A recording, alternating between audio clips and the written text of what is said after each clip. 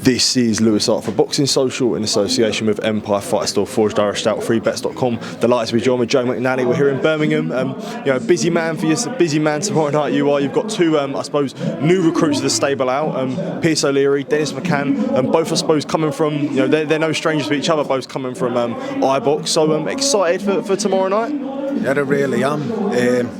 Nice to speak to you first, Lewis. Yeah. Of course, absolutely. Yeah. And it's two fantastic talents in two very difficult fights, but they've prepared well. They're in very good spirits, and I'm excited to say the least. Yeah. And when it comes to someone like Dennis and Pierce, when you first take them on, I'm sure sort of you'd you've had time to bed in with them. But how do you sort of have time to bed in with them when the first fights are important fights straight away? Dennis especially in what arguably one of the hardest fights of his career to date with Brad Strand. So how do you sort of have that time to bed in when you're in serious fights almost instantly? Well, there is a truth in that. The first protocol with a new team up really is, let's have a couple of fights to get him to do this. But the Lord of the Land states that, them options weren't available.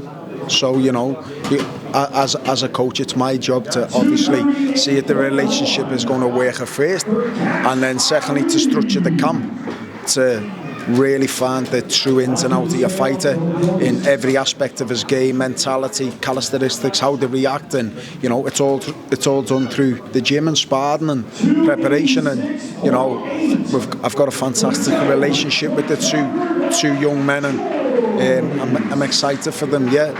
We work well together, and I'm expecting two fantastic performances Saturday night. And especially with Dennis, where he is 23, he's young, and he even says, I'm just getting his man strength now. How do you sort of develop someone like that in a sense where they're still developing and they're really not at their full potential, but they're in big fights at a young age? Yeah, well, his man strength, he's developing obviously physically and mentally. He's come on mentally a lot, especially in the last 3 months.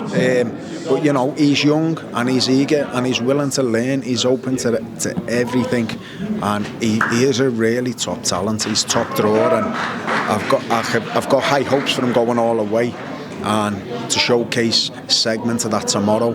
There's nothing the kid can't do. And he was I seen him as an open book when he come in. I like to think I've given him a better look to his game, and tomorrow night to tell. And also when it comes to Pierce O'Leary, it's common sometimes with punchers, and when they hit hard, they can fall in love with their hands, they can fall in love with their power. Important as a coach with Pierce that you show that he's got a lot more than just being a puncher as well, and drilling that into him as well. Yeah, well, I've just stated before, Lewis, to another reporter, I never seen too much of Pierce before he come up to Liverpool, to be honest with you. But obviously you hear the monkey, a big bang and this, that, but his boxing IQ and his intelligence is second to none. That is the kid's main asset.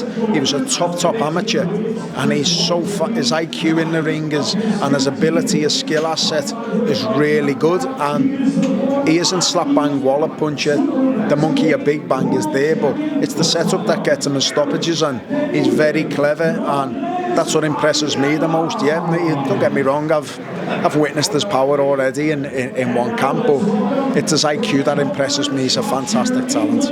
Absolutely. I did want to move on to other topics surrounding your stable. Obviously, unfortunate news yesterday of Josh Taylor, his fight with Jack Catterall getting pushed back by another 4 weeks. Frustrating a little bit for that, or I suppose how do you see it? Is there sort of some benefits and positives to it?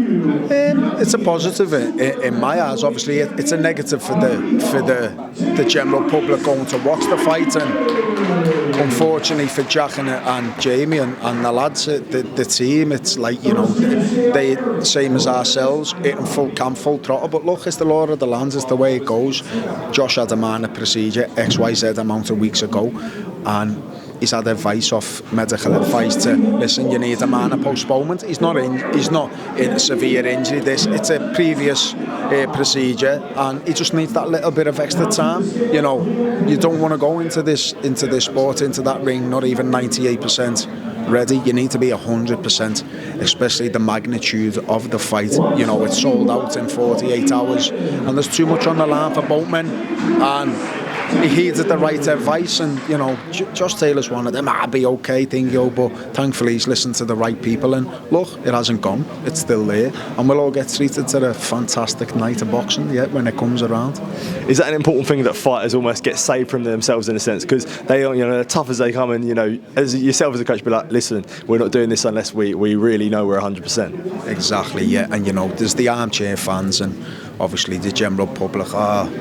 He's a shitbag, he's this. Any fighting man has got balls getting through them ropes, and any fighter you'll ask that is in the gym week in, week out, sparring, you know, from prospect sparring world champions to world champions, moving prospect around to journeyman to this. A fighter's a fighter. And not one of them are shitbags, not one of them are cowards. The good, solid 2 championship level fighters, and they'll truly just, you know, go to the gym tomorrow and go, come on, let's have a 15-round war and have it. But that's them, and you know, but thankfully there's coaches, advisors, managers and promoters, medical people that have got them, get them in the right physical state to do that and to protect them from themselves, definitely. And I suppose another thing that there was a big talking point was obviously that being at 140. Josh has previously stated his dream, not his dreams, but wanted to move up to 147. As far as you're concerned, not issues with making 140 for Josh at this current moment. Yeah, I don't know where this weight problem come from. Well, obviously, so Josh has said like about moving to 147. So yeah, I do. You know, when you come back off a defeat, it's like, well, you know, he's accomplished everything at 140. So obviously his dream is to be a 2-weight world champion. So logic says move up, be a 2-weight world champion, or at least try for it. So obviously coming off the defeat of Teofimo, it was like, fuck 140, I'm moving up. But he's only a slender man. Don't get me wrong, he's a very strong man. But he's a career 140, and every testing under the boot, you know, he pisses it. He pisses the weight, and I don't think there's that many big fights at 147. They're all at 140, so he's heeded the right advice again to stay at 140, and I just don't think there's no big marquee fights out there at 147, and he's fantastic at the weight. He's really good. Jack struggles really terrible at the weight, so I don't know whether he'd be too happy at 140, you know. So I think it works in Josh Taylor's benefit massively.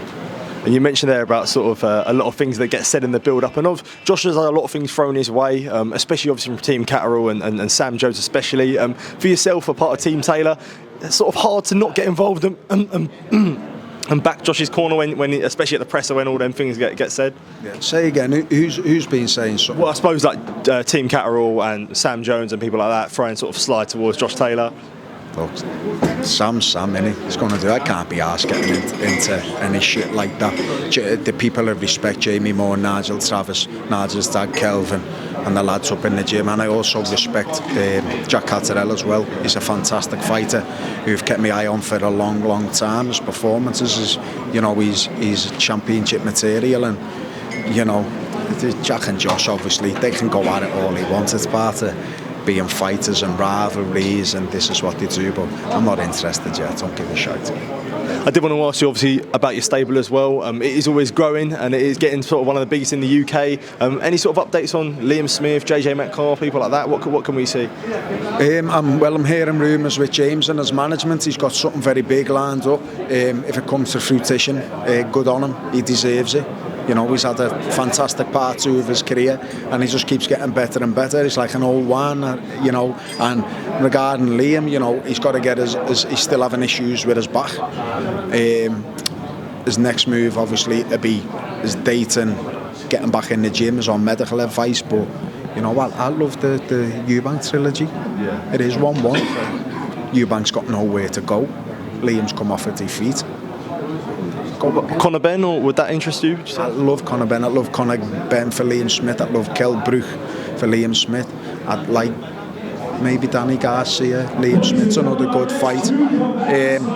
But I know that coming off the defeat to Chris, a shell of himself due to the circumstances, I know the trilogy would get Liam's juices flowing, and that's what you want at someone at his stage in his career and long. You need that motivation, I think, and I know that I'd do it. And I'd be really happy with that fight, especially with VADA testing involved. Yeah. Absolutely, for sure. And obviously I do have to ask you about Jack Turner. We was talking last night about the dangerous Cuban that you got as well, so it's exciting. Yeah, you know, young Jack Turner, the list goes on. Frankie Stringer, you know, obviously Dennis Pierce, Kevin Ajajo, the list it's, you know, the 2 Cuban kids have got Heidia Herrera, Diane Gonzalez. You know, there's a few UK guys that love Herrera to fight. There's Reece Bellotti, Liam Dillon, you know, Jazza Dickens, they're good fights for Heidia. You know, he's very highly ranked in the world.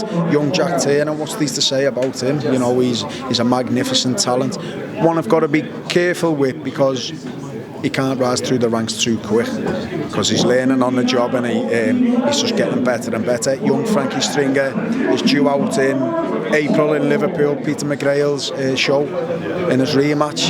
Yeah, so it's all guns ahead. Yeah, it's going good. I've maybe missed a few names out there, but I tried to go with everyone, but Declan should be here chipping in for me. Yeah, you got a big stable, mate. But Joe, thank you for taking time to speak to me. Always good to catch up with you. Appreciate it, and yeah, top man. Thank you, mate. Thank you. Cheers, mate.